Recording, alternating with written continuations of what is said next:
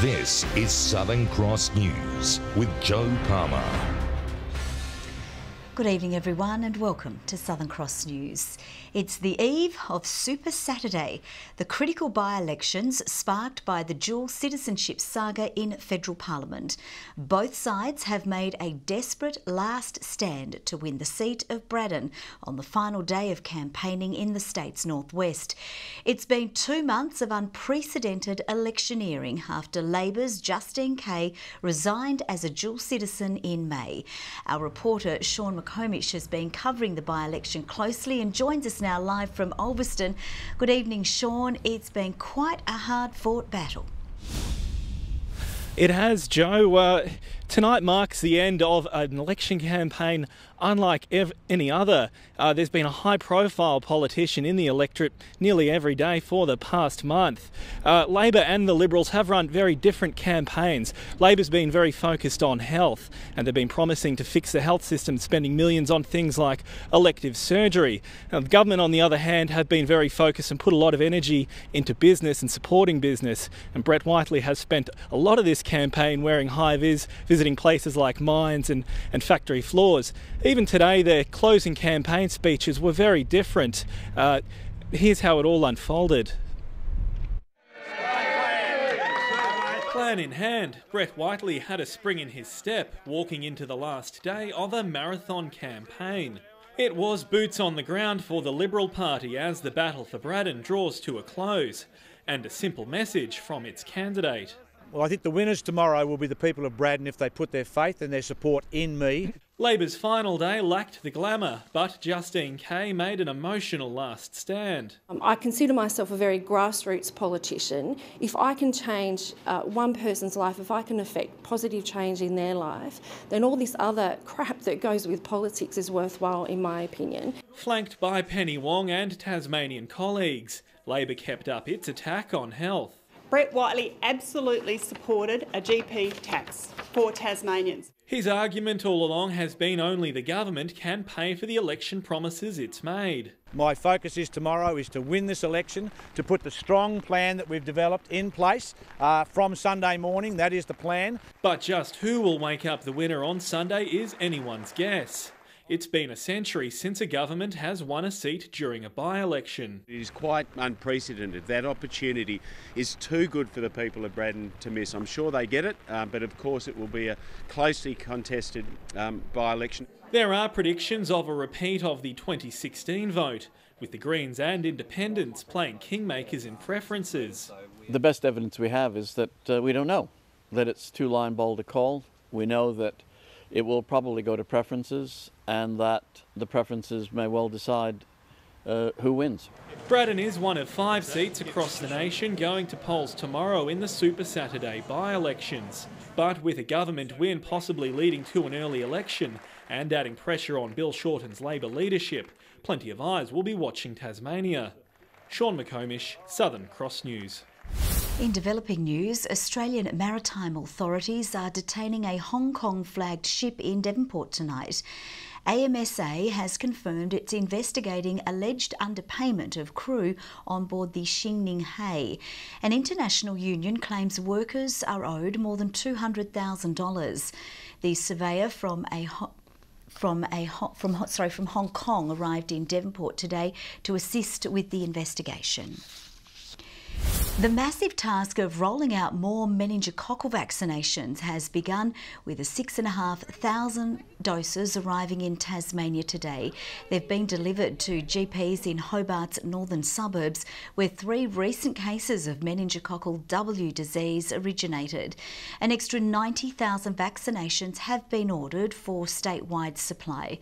Health authorities say there have been no more confirmed cases of meningococcal since a 5th person was detected with it on Wednesday.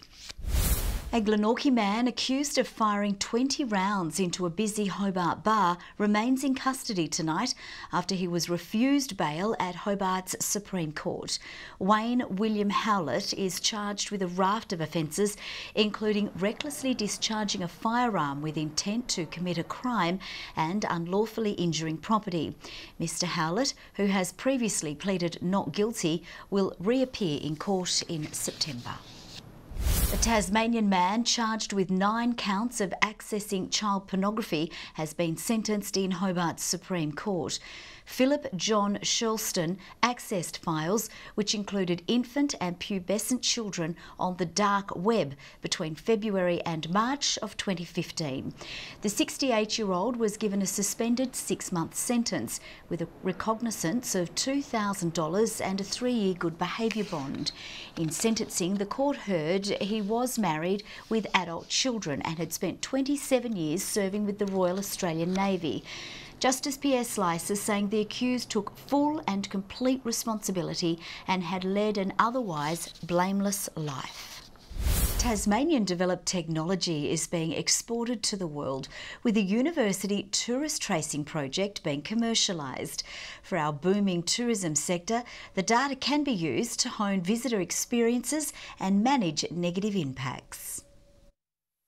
Logging on to Tasmania's tourism boom, this tourism tracer app building a picture of visits to our state. We've been able to understand how different people enter the state, the impact that their entry point has around, as they move around the state. We've been able to understand how fast tourists drive. These swirling dots show the swarm of selected tourists in Tasmania, people who've downloaded the app, which keeps tabs on their visit, delivering profile tracking data much more valuable than a traditional paper survey. Compare that with actually watching where they go in real time and seeing the amount of time they spend in a location, or the businesses and services that they actually interacted with in that area. That's a profound level of difference. So we can understand if a tourist goes to Strawn, where do they go before and where do they go afterwards, and that's really, really useful marketing material. Part of the funds for the UTAS project came from the local tourism industry, state and federal governments. But now the university is commercially licensing it, making this Tasmanian technology available to our tourism competitors. The University of Tasmania will receive royalties, and so the more that we sell out of the state, the more we can actually help the state. So the royalties allow us to continue the research in Tasmania. Michael Breen, Southern Cross News. Tasmania's top business achievers have been recognised with an awards ceremony picking out our state's top innovators. Scoot Boots has been named as the Telstra Tasmanian Business of the Year. Set up in 2015, it's attracted attention across the world for its product, which is a new take on horse hoof boots. Cancer Council Tasmania was also recognised in the Social Change Makers Award, and the small and succeeding winner was Find Your Feet. 5 photographers from across the state will this weekend showcase some of Tasmania's most scenic spots. Titled Van Diemen's Landscapes, the 25 prints will be on display at Launceston's Sawtooth Gallery for one night only. Inspiration behind putting this event on is due to the fact that a lot of us social creators that post content online nowadays, we don't often get an opportunity to showcase our work in physical form. Those involved in the project say they were surprised by the beauty they managed to capture. My personal favourite is my photo from Waldheim Cabins in Cradle Mountain. I took it a couple of months ago, but when I was taking it I didn't know that it would be my favourite, but yeah, it's turned out nice on print. The work is also for sale and will be taken down on Sunday morning. The Australian Dance Company has touched down in Hobart in preparation for the show's national premiere. 9 dancers this afternoon putting the finishing touches on The Beginning of Nature, with theatregoers said to be treated to a spectacular performance. It has a quartet and 2 live singers who are singing in the Kaurna language, which is the indigenous language from the Adelaide Plains. And it's a really rich, complex piece of dance that intertwines beautiful imagery of nature. The show runs tonight and tomorrow, and tickets are still available. A movie filmed in Tasmania and set in 1925 will feature on the world stage at this year's Venice International Film Festival.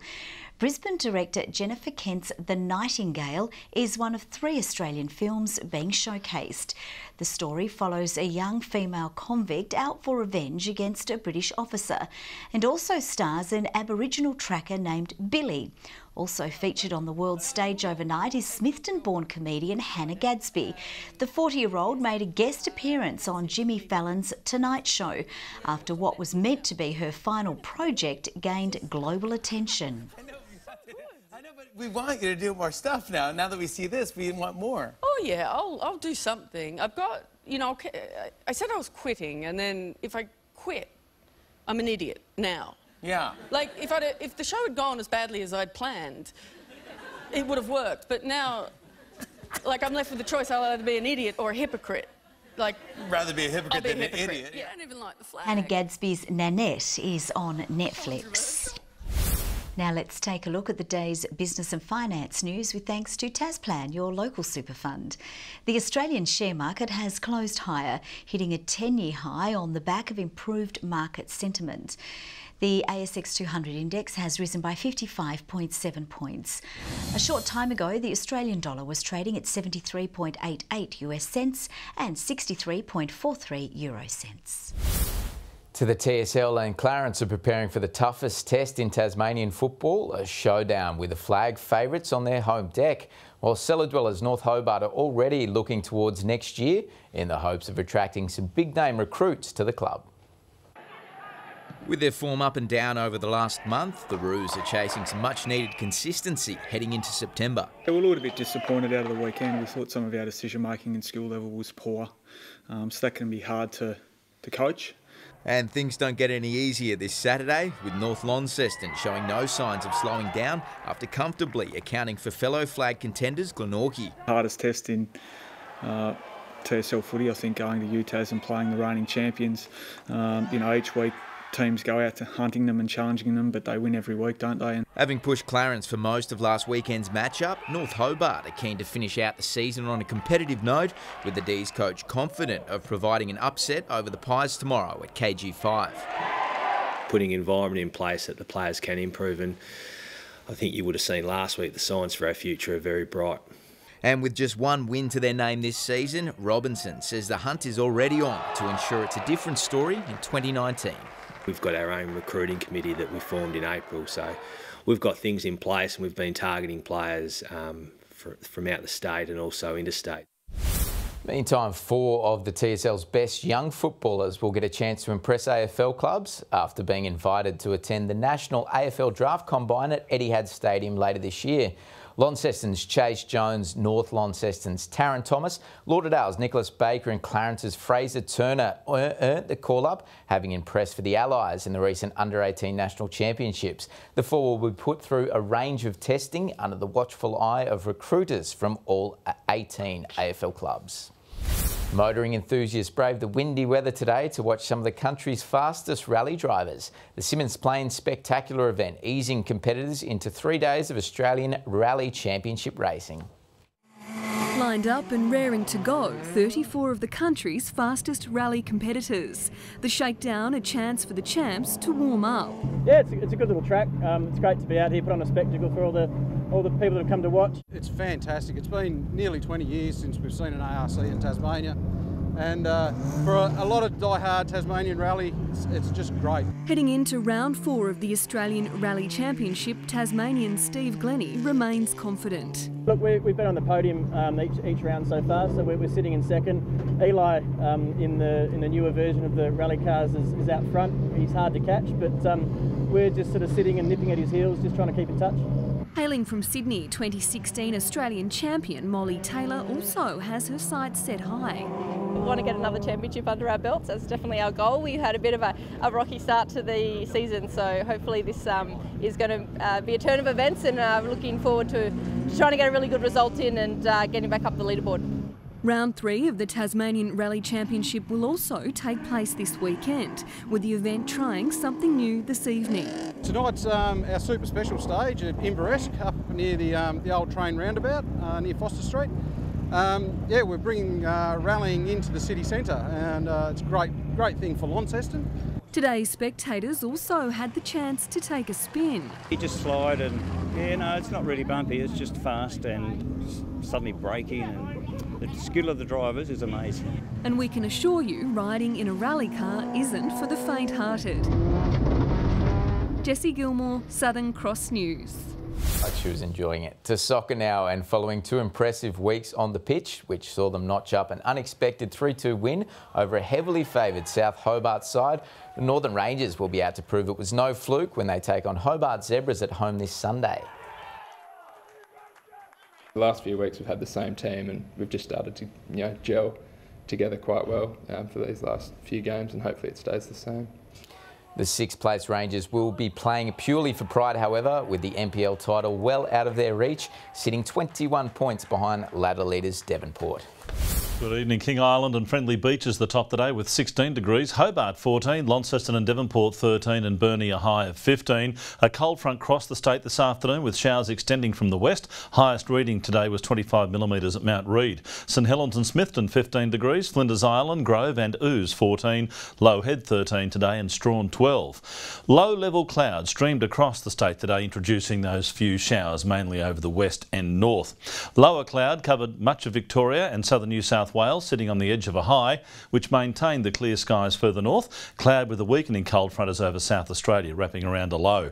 Tomorrow, a ridge of high pressure moves over Tasmania, a narrow ridge at that. A low with multiple troughs is over western New South Wales. A cold front moves over the Bight. West to southwesterly winds at 10 to 20 knots, but reaching 30 knots over the southeast early. Those winds will tend west-northwesterly in the afternoon and evening. Strong wind warning for part of the coastline between Wineglass Bay and Southeast Cape. Hobart fine but partly cloudy for Saturday, 14 the top, 11 the high for Medina and Oatlands. Similar weather for Launceston, fine and dry, partly cloudy and 14. Maybe a shower over the northwest and west though, 13 for Devonport, and in the hills Lyawini a morning frost, a top of 7. A few showers for Burnie, 13 the maximum, 13-2 for Strawn and Marrawar with a shower or two. Fine and sunny in the east, 13 the top for St Helens, 15 for Swansea, 13 for Orford. On Sunday, rain more frequent over the west and north. A shower again on Monday, contracting to the west and far south with snow to 800 metres. A few showers into Tuesday, once again more frequent over the north and west. An early shower over Perth tomorrow. Late showers for Adelaide, a dry 19 in Melbourne. Late showers forecast for Canberra after a cold start. Sunny weather though for Brisbane. And a little cloudy over Hobart at the moment, 10 degrees, clear in Launceston, 10 as well, and 10 right now in Devonport. Not a bad weekend, Joe, bit of shower activity over the west. Okay, thanks so much for that, Murph. Have a lovely weekend. That's all from the team for now. See you a bit later. Bye-bye.